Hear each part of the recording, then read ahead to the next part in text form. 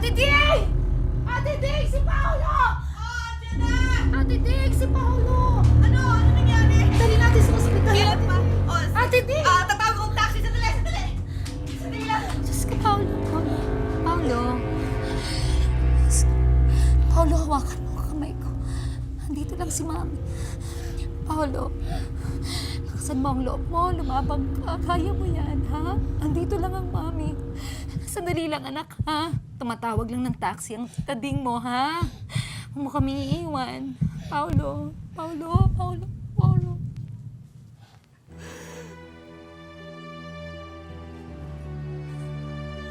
Paolo.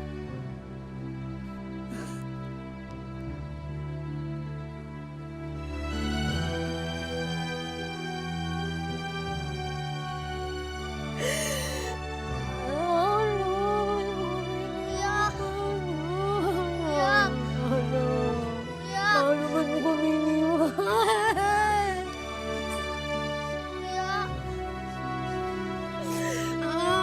Ate Ding! Paolo! Let's go!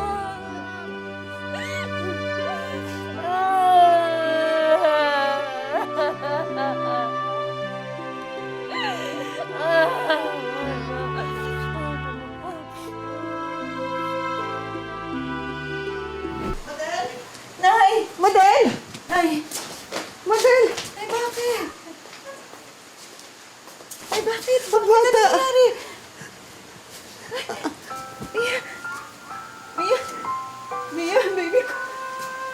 Baby ko! Nak! Anak! Nay!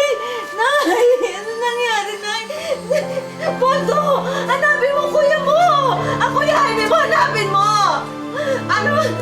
Baby! Baby! Baby! Bon! Nay! Nay! Hindi! Hindi! Hindi! Hindi na! Hindi!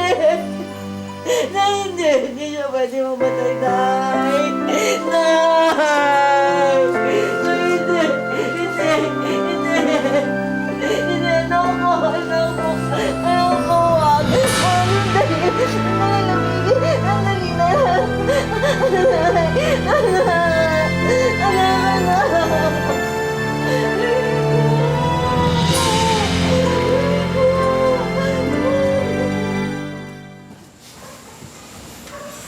Pwede pa naman tayo mamuhay ng normal, di ba?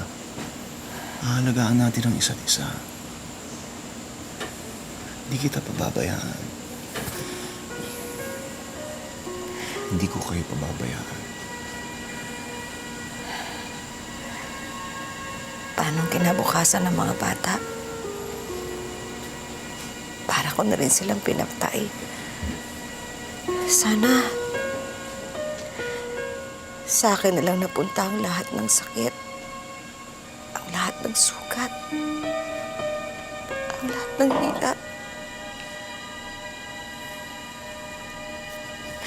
Hindi ko makakaya. Hindi ko makakaya makita kayo. Ikaw. Ang mga anak ko. Sana hindi na ako bumalik dito. Nagpakalayo-layo na lang ako. Sana hindi ko na kayo dinamay. Sana ako na lang. Sana ako na lang.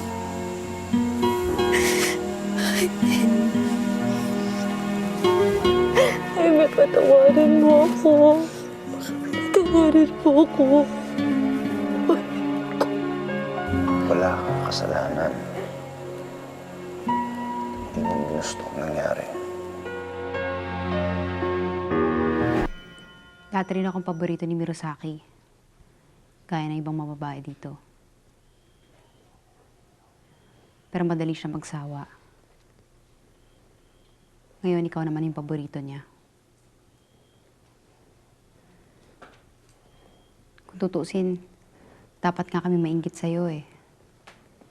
Kasi kapag paborito ka ni Mirosaki, hindi ka nagagalo ng ibang sundalo.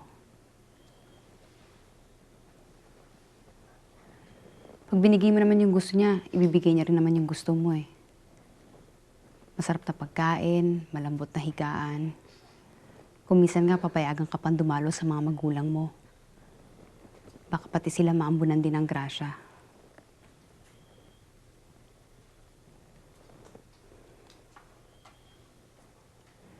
Ibang mga magulang nga eh.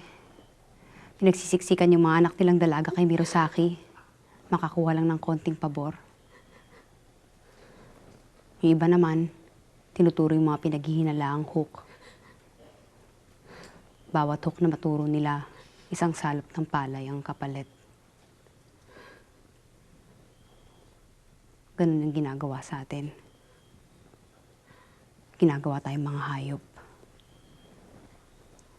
Tinuturuan tayong maging traidor.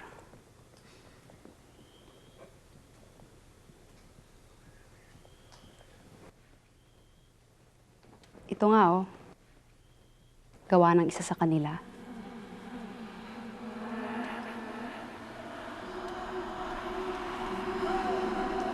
Nung nagsawa sa akin si Mirosaki, pinasa niya ako sa ibang sundalo.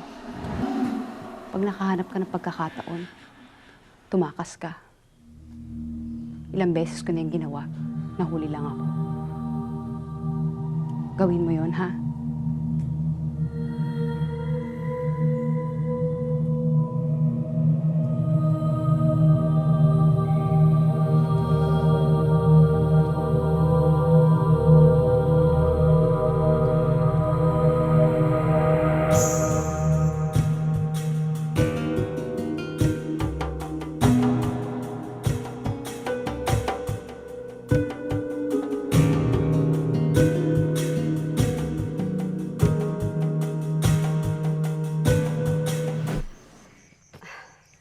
Yun lang naman ang ipinangako ko, hindi ba? Ang magpagawa ng eskwelahan. May mga gamit na, mga libro. Tapos na ang mission ko. Kaya kailangan ko na umalis. Ma'am, marami pa kayo ituturo sa amin. Marami pa kaming gustong malaman. Tsaka ma'am, di ba po kayo tutulong sa amin para maabot namin mga pangarap namin? Di ba yun ang totoo yung mission dito sa sitio? Wala sa kamay ko ang kinabukasan ninyo. Mawala man ako, kayo nang bahala magpatuloy niyan.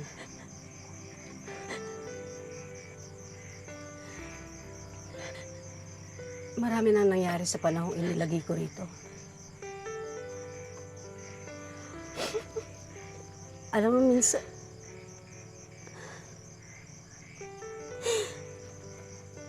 iniisip ko, baka lalo ako nakakasira sa inyo. Baka masyado mataas yung pangarap na pilit kong ipinapaabot sa inyo.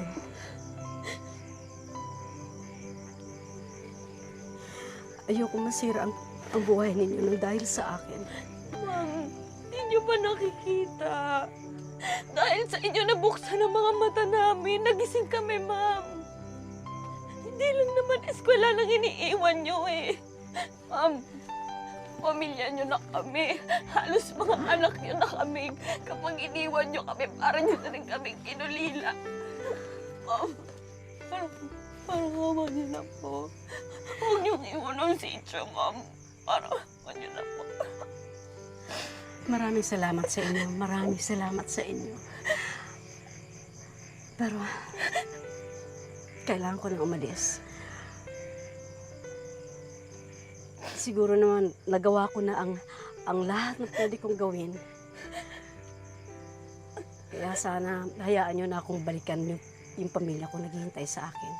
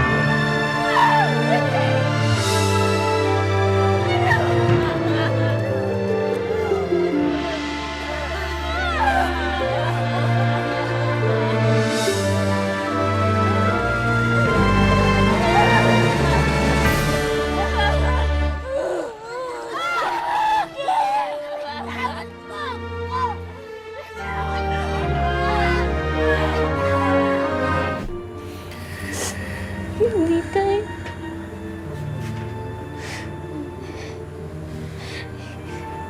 Hindi niyo po alam kung gaano kahirap yung dinanas ko.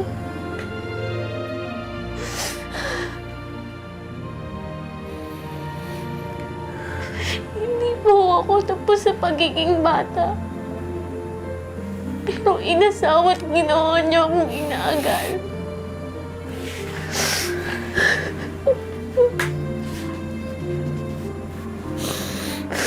Pero kaya niyo po.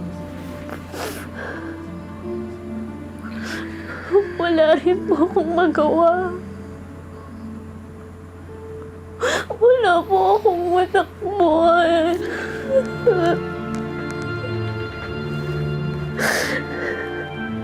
Kahit patalim, wala akong makapitan.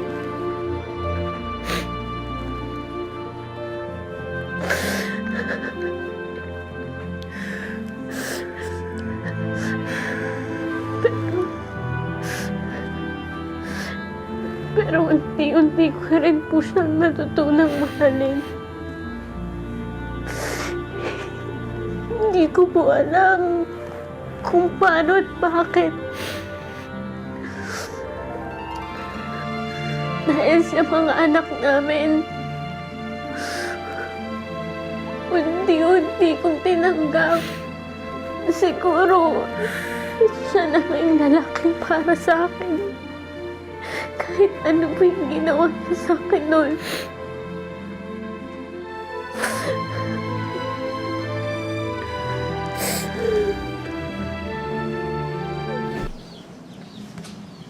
Alam mo, Apo, noon, masaya na ako na inaalagaan ko yung mga hayop ko. Kasi, alam mo, parang mga anak na ang turing ko sa kanila. Nasabi ko sa aking sarili, sa kanila lang siguro ako makakabawi ng pagiging ina ko sa mga anak na napakalaki ng pagkukulang ko sa kanila.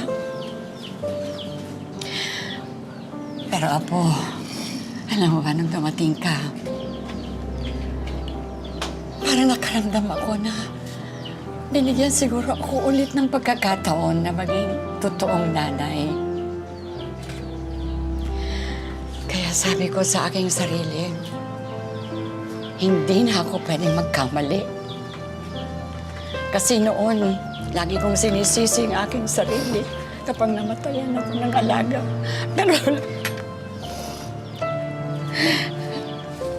Pero lalo akong nagsisisi na pinamigay ko, pinampon ko ang aking mga anak.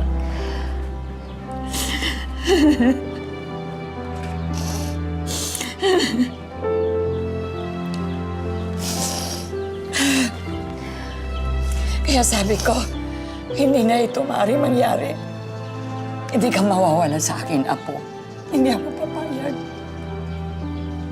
Kaya kung ano man ang naging pagkukulang ng Apo, magpatawad mo sana ako, ha? Wala naman akong hinangad kundi ang kabutihan mo. At huwag na huwag mong isipin na mas mahal ko yung mga alaga ko kaysa sa'yo. Hindi. Dahil ikaw ang pinakamamahal kong Apo. Kaya hayaan mo na lang ako, ha? Na maging nanay at Apo sa'yo.